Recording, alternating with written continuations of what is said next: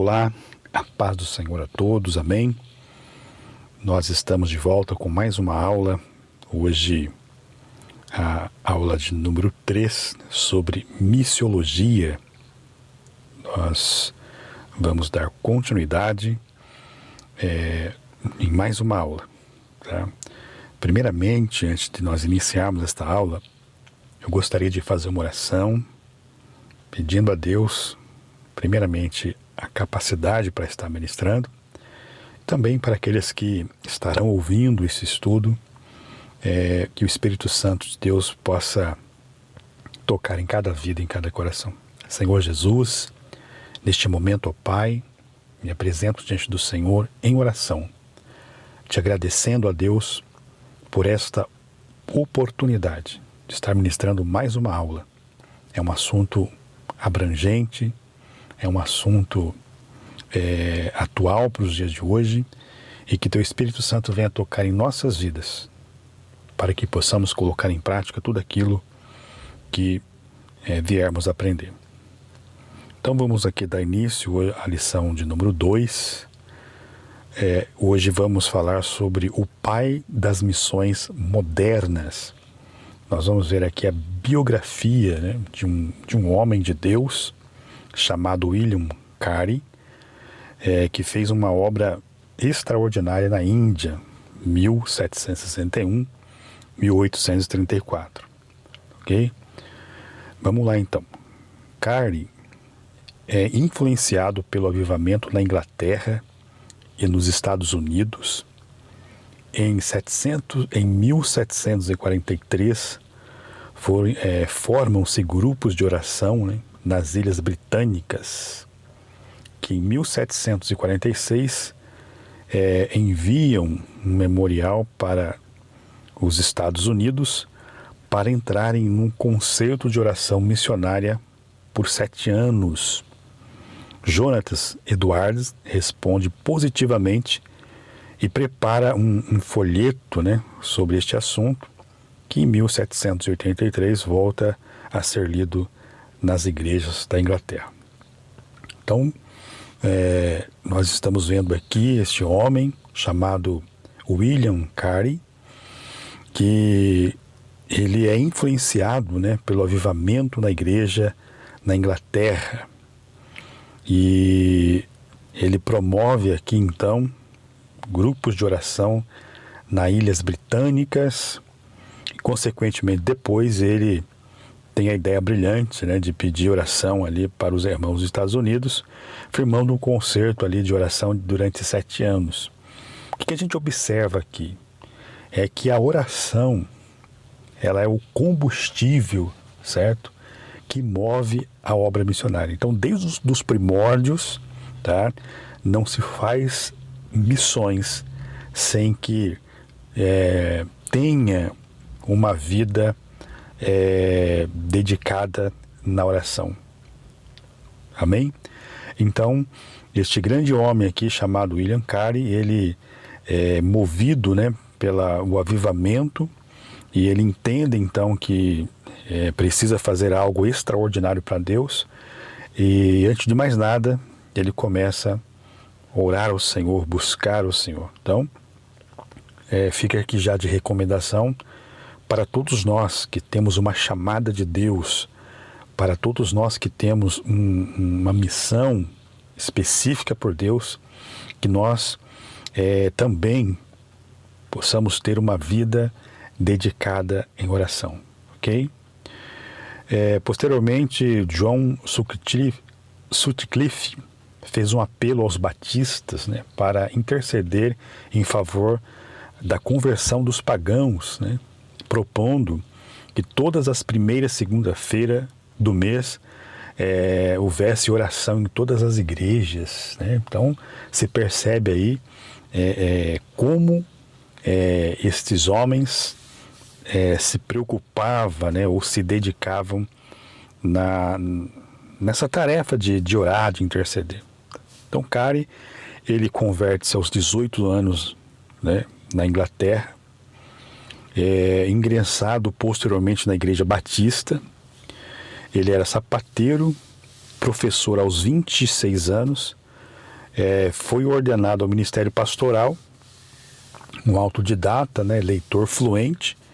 Ele aprende o latim, grego, hebraico, italiano, francês e holandês. Então veja a disposição, tá, deste homem simples, humilde, que na verdade no começo, né, ele se esforça para aprender outros idiomas, tá? Lembrando aos irmãos que no passado não havia internet, não havia meios de comunicação como o nosso.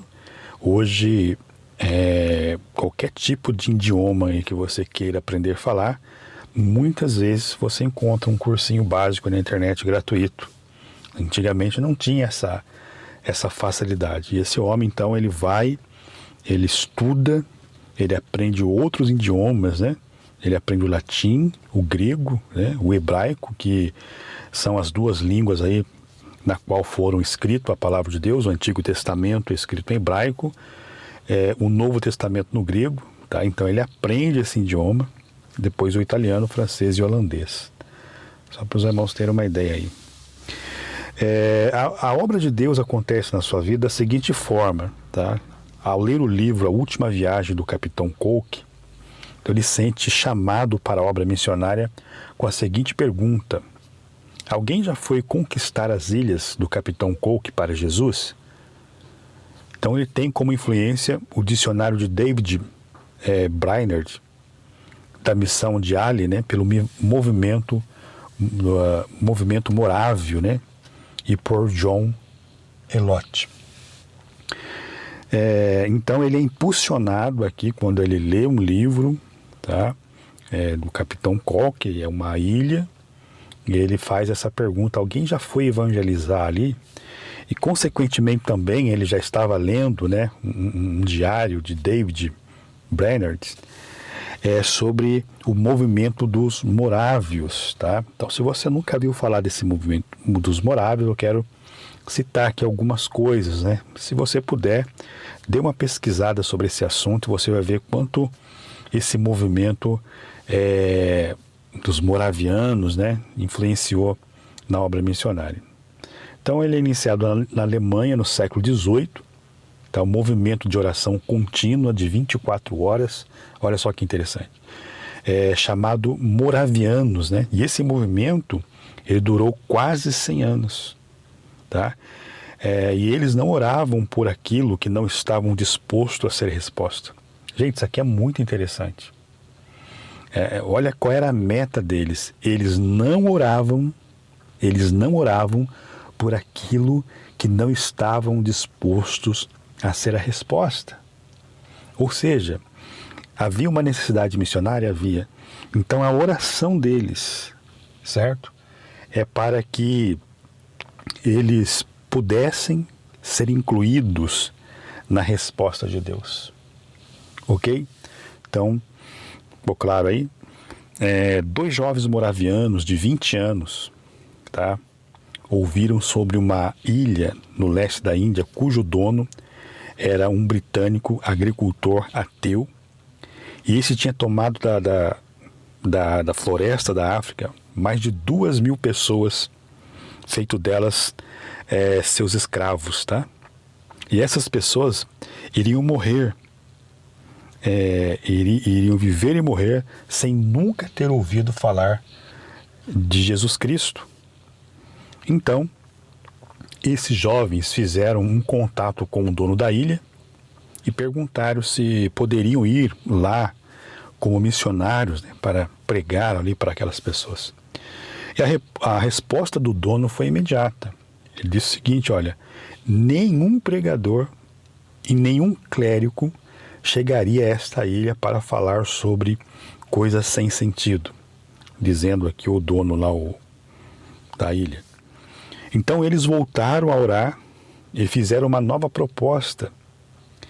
E eles disseram o seguinte para aquele homem: olha, e se fôssemos a sua ilha como seus escravos para sempre?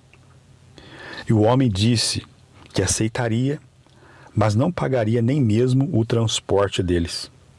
Então os jovens usaram o valor da sua própria venda para custear a viagem. Olha só que história comovente, né, irmãos?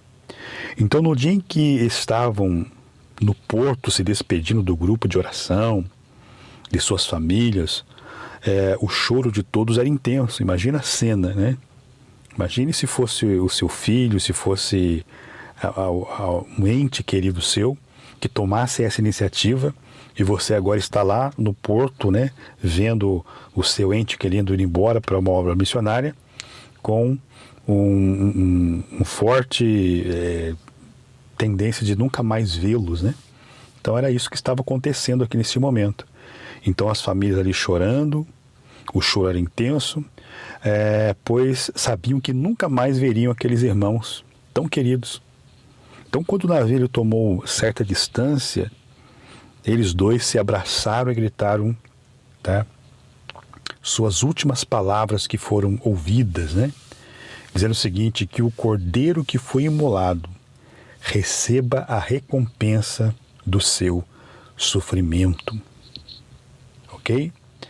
Então, esse era o lema deles, né? Estou convencido de que não devo orar se não estou disposto a ser resposta pelo que estou orando. Esse era o lema da oração deles. E, na verdade, eles foram, né, a resposta de Deus para aquele povo que habitava naquela ilha, que eram mais de 2.000 pessoas e que não corria o risco de não serem salvos. A história nos diz que não se tiveram mais informações desses jovens, mas com certeza eles pregaram o evangelho naquele lugar. Veja o que diz em Efésios 3:20, esse texto aqui é maravilhoso, irmão, esse texto aqui é poderoso. Assim, Deus é poderoso para fazer muito mais. Sabe aquele projeto que você quer fazer? Sabe aquela obra que você quer realizar? Por isso que eu estou falando com os alunos, nós vamos nos reunir, dividir em grupos, e nós vamos criar estratégias missionárias, nós vamos elaborar planos, né, para que a gente possa ganhar almas para o reino de Deus. Então eu quero que cada um apresente, cada grupo apresenta aí uma estratégia para ganhar almas, né? E se colocarmos isso aqui em prática, olha, tá? Deus é poderoso para fazer muito mais de acordo com o seu poder que opera em nós. Então, nós temos o poder de Deus sobre a nossa vida. Fato é, irmãos, que quando nós olhamos para nós mesmos, nós temos a tendência de achar que nós não podemos, que nós não conseguimos, que nós somos fracos, enfim. Nós temos que acreditar no potencial que existe na nossa vida, em nome de Jesus. Amém? Aos 31 anos, né, ele não se conforma com o marasmo da igreja, certo? O marasmo é uma atrofia progressiva dos órgãos, né? É uma magreza excessiva. Então, na verdade, a igreja onde ele estava ali, estava no marasmo. Ela estava atrofiada, não se fazia mais a obra, né? Então, aos 31 anos, ele não se conforma com a situação, né? Ele não se conforma ali com a igreja, com aquela postura e também com a postura ali do calvinismo. E o seguinte, dizendo, Deus é soberano e tudo faz, né? Deus é soberano em tudo e faz tudo sem a participação do homem. Em 1792, ele escreve um opúsculo, né, que na verdade é um folheto com o título um inquérito sobre a obrigação dos cristãos em usarem meios para a conversão dos pagãos. Isso aí foi o estopim, então, para a formação da missão de Cara. Então, veja que ele era uma pessoa que não se conformava com a situação. E que ocorre conosco hoje é que às vezes nós nos conformamos. Se a minha igreja não faz missão, a minha igreja não evangeliza, a minha igreja não faz a obra, eu me contento com isso. Só que ele não se contentava com isso. Nós precisamos fazer a diferença. Por que muitas pessoas não fazem hoje? Porque ela espera dos outros fazer. Ela espera dos obreiros, ela espera dos pastores, enfim. E fica um esperando o outro. tá? Então eu tenho que entender que eu posso fazer diferença. Você pode fazer diferença. Você não sabe o potencial que existe dentro de você. Amém? Então esse cara aqui, ele não contente com aquela situação que estava vivendo, ele faz alguma coisa, tá?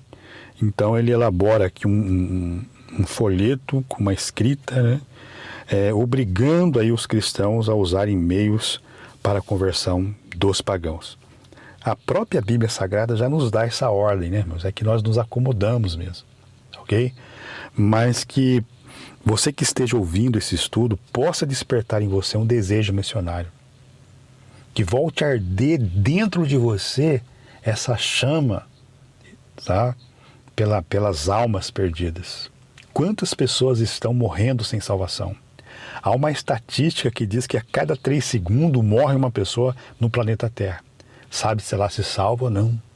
Então, meus queridos, que possa arder no meu coração e no seu coração também esse desejo de fazer a obra de Deus. Então, esse homem ele vai ao longo da sua carreira, ao longo da sua vida, ele vai criando meios, né, para que possa fazer a obra de Deus. Então, aqui ele vai falar de uma reunião batista, tá?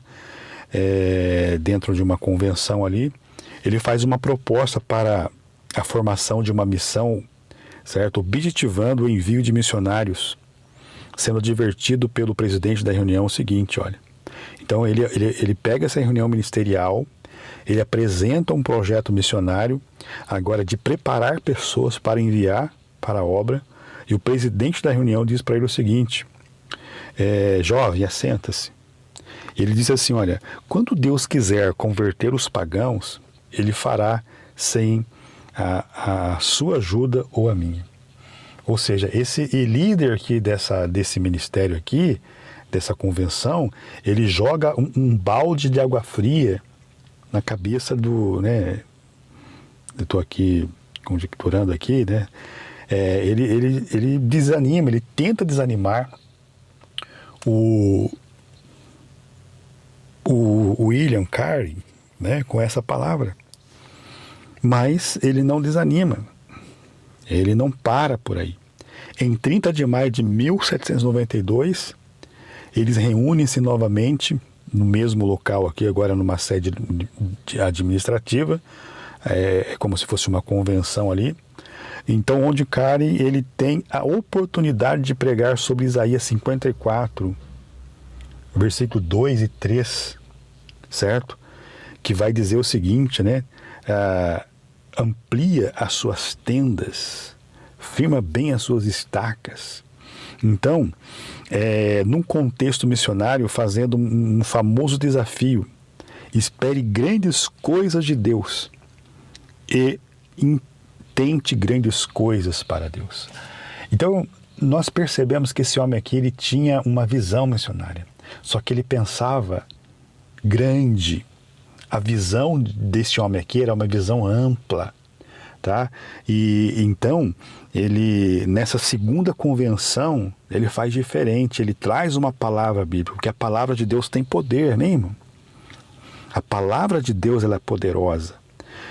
E ao trazer essa mensagem, o que ocorre, tá? Então, esse sermão impressiona os ouvintes, contribuindo para que na pauta da próxima reunião seja criada, então, uma sociedade missionária. Já é um meio caminho andado, né, irmãos? Glória a Deus por isso. No dia 2 de outubro de 1792, acontece uma outra reunião com 12 ministros e um leigo, onde não assumem, né, a criação proposta, quer dizer, eles fizeram uma outra reunião e aquela questão que ele trouxe em pauta não foi aceita. Aí eu pergunto para você, ele desistiu? Não, senhores. Tá? Carey, então, ele toma um folheto moraviano, tá? Intitulado Relato Periódico das Missões Morávias, né? E diz, irmãos, se tão somente tivessem lido este folheto e soubessem como estes homens sobrepujaram todos os obstáculos pela causa de Cristo iriam avante em fé. Então, mediante isso, criaram a Sociedade Batista, tá, privada para a propagação do Evangelho entre os pagãos. Veja que para chegar onde ele chegou, veja que para chegar nesse consenso de convencer as pessoas que era necessário criar um centro ali de capacitação para enviar missionários, para chegar nisso aqui, o quanto ele enfrentou os obstáculos, gente. O que a gente aprende com isso aqui? É que nós também, que fomos chamados por Deus para fazer a obra, consequentemente virão obstáculos. De fora, virão de dentro. Não veja o que acontece com Neemias, quando ele ora ao Senhor, ele recebe a notícia de que os seus irmãos lá em Jerusalém estão na miséria, estão passando fome, porque os muros foram derrubados, enfim. Essa mensagem trouxe tristeza ao coração de Neemias. A Bíblia diz que ele se assentou e se lamentou por algum tempo. Durante 4 meses ele ficou orando e jejuando e se lamentando, mas chegou uma hora que ele teve que tomar uma posição. Então ele ora ao Senhor e o Senhor coloca um propósito no coração dele. E esse propósito que Deus coloca no coração dele, ele não fala para ninguém. E qual era o propósito? O propósito era reconstruir os muros de Jerusalém. Era colocar de volta as coisas no seu devido lugar. Encurtando a história, né, porque agora não é esse o propósito, mas Neemias, ele, ao iniciar a reconstrução do templo, ele teve obstáculos, tanto internos como externos. Então não vai ser diferente comigo, não vai ser diferente com você. Não foi diferente aqui com este homem, né, considerado o pai das missões. Tá ok? Então, veja aí o que ele foi superando, né? Ok? Não parece quem vai no campo, então, quer dizer, foi criado um centro de preparação, mas não havia voluntário para ir. O que ele faz? Ele mesmo vai. Olha só, irmãos. Não tinha voluntário, ele mesmo foi. Cari oferece a si mesmo contra a vontade de seu pai e de sua esposa, que se recusa a ir, tá? Assim, Cari, ele parte com William Ward e Jesua, tá? Que era um professor tipógrafo, mas voltam devido a uma avaria no navio, né? Tiveram que voltar. Então, 8 meses depois, olha só, veja aqui uma série de impedimentos, né, irmãos? Ele vai, toma a iniciativa de ir, arruma um para ir com ele. A princípio o pai e a esposa não queriam, ele foi sozinho junto com esse outro, mas dá um problema lá, eles têm que voltar.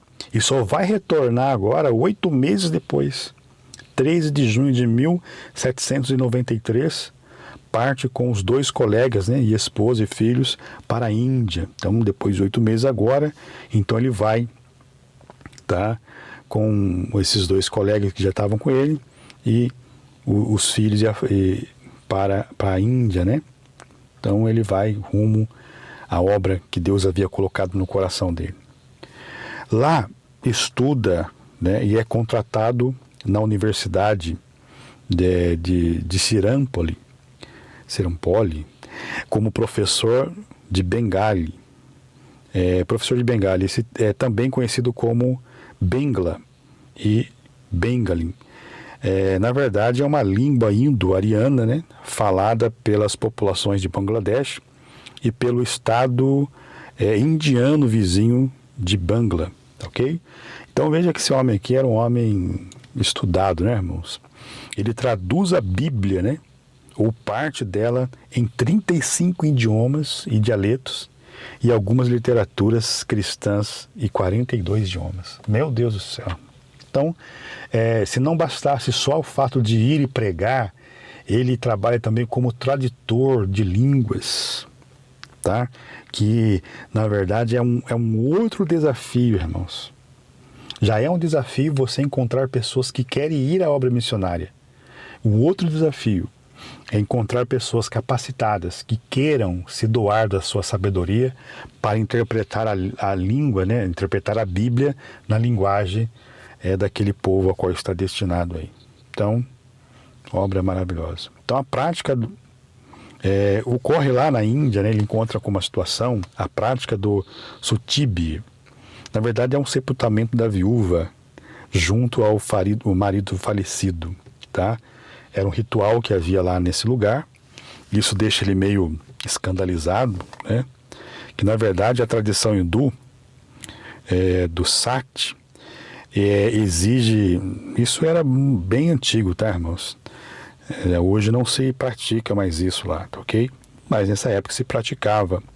Então é o seguinte, exige que as viúvas se sacrifiquem, né, com seus maridos, né, no caso quando o marido morria, deixando deste mundo. Então, segundo o costume, quase extinto, né, a vida da mulher não tem mais sentido depois de seu homem. Então, no Jarrastão, né, foram necessários mais de 500 polícias para impedir o sacrifício. Todos desejavam que se comemorasse com a morte gloriosa do aniversário do outro. Então, na verdade, aqui um artigo que foi pego, né, já um pouco antigo, mas se tratava de um caso em que as pessoas, numa multidão, queria atear fogo numa mulher que o seu marido havia falecido. Isso era lá uma tradição. Então, esse fato ocorre lá, isso escandaliza lá praticamente o William Carey. E sabe o que ele faz? Ele faz o seguinte, ele então faz então uma revisão no livro dos hindus. Olha só que esse cara é inteligente, irmãos. Mas não encontra indício dessa prática, ou seja, que fica proibida por sua influência. Quer dizer, ele dá uma lida lá nos livros hindus, ele vai perceber que não é uma prática comum deles, era algo que se fazia lá, mas não era algo que... né? Então, nos livros, ninguém falava nada disso. O que ele fez? Por influência dele, tá? Ele, então, proíbe essa prática. O que pode fazer, irmãos, um homem cheio do Espírito Santo de Deus? Quanto ele pode influenciar na cultura, nos costumes que ferem, né, a doutrina bíblica que agride a santidade de Deus. Amém? Então, isso fica aí bem claro para nós. Então, 7 anos após a sua chegada, olha só que interessante, irmãos. Todo esse obstáculo, todas essas dificuldades, todos esses problemas que se impõem na vida dele, ele passa por uma... E chegando lá, 7 anos depois, irmão, 7 anos depois, certo? Da sua chegada, ele batiza o primeiro convertido. Aí você fala assim, meu Deus, tanto esforço para uma pessoa. A Bíblia Sagrada vai dizer o seguinte, irmãos, que uma alma vale mais que o mundo inteiro para Deus. Tá? Uma alma vale mais que o mundo inteiro para Deus. Noé, em sua época, foi um pregoeiro da verdade. Eu pergunto para você, quantas almas Noé ganhou? 8. Ele e a família dele lá só. Ninguém deu crédito da pregação de Noé. Então, meu querido ouvinte da palavra do Senhor, não importa. Felipe, olha só que interessante que ocorre na vida de Felipe. Ele estava numa cidade pregando o evangelho, curando os enfermos. Olha, ele estava no auge do seu ministério. E aí Deus o arrebata, leva ele lá para o deserto. E lá ele encontra um etíope, vindo da adoração de Jerusalém, lendo a Bíblia e não estava entendendo o que ele estava lendo. E o Espírito Santo falou, se ajunta aquele carro. Né? E ele se ajuntou, ele viu lá um homem lendo a Bíblia, ele falou assim, entende tu que lês? Então foi isso que foi um argumento para eles chegarem. Ele pregou o evangelho para o etíope foi batizado. Então ele sai lá daquela região onde ele estava, no auge do ministério, curando, pregando, e Deus leva lá no outro lugar para falar só com uma pessoa. Não, esse Deus é maravilhoso. Quando ele quer salvar, ele salva. Poderia falar de outros motivos aqui, mas vamos à frente aí, ok? Contudo, seus ideais missionários são, né, vasta pregação do evangelho por todos os meios possíveis, tá? Isso eram os seus ideais missionários, né? Vasta pregação do evangelho por todos os meios possíveis, reforço da pregação por meio da publicação de literatura na língua nativa, tá? estudo profundo do pensamento, religiões e tradições dos povos não cristãos, criação de igrejas quanto antes, certo? Isso aqui é um fator interessante, gente. Hoje existem igrejas aí que perdeu essa visão. Nós temos que abrir igreja, fundar trabalho, nós temos que ir para cima. Amém? Preparação, né, quanto antes, tá? Preparação, né, de obreiros nacionais.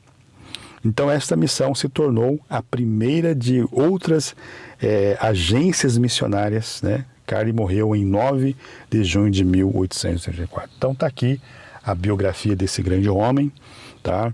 Que ao lermos isso aqui, irmãos, possa acender dentro de nós essa chama pelo desejo da obra missionária. Estamos vendo uma época difícil, mas eu costumo dizer que é uma época muito propícia para se pregar a palavra. As pessoas estão com medo, as pessoas estão ansiosas, as pessoas estão depressivas devido à pandemia. Muitos pais de famílias perderam emprego, muitos empresários tiveram que fechar suas empresas, enfim. Se existe um tempo propício para pregar a palavra, esse tempo é agora. Então, por isso que nós vamos trabalhar com os alunos, né? E a gente vai conversar sobre cada grupo, então, aí, criar uma estratégia de como ganhar almas nesse momento de pandemia, tá? Eu agradeço muito a sua atenção, tá? E que o Espírito Santo de Deus te ilumine cada dia mais e que essa chama, né, pelas almas perdidas cada dia aumente, que você possa ser um instrumento nas mãos de Deus, em nome de Jesus. Fica com Deus.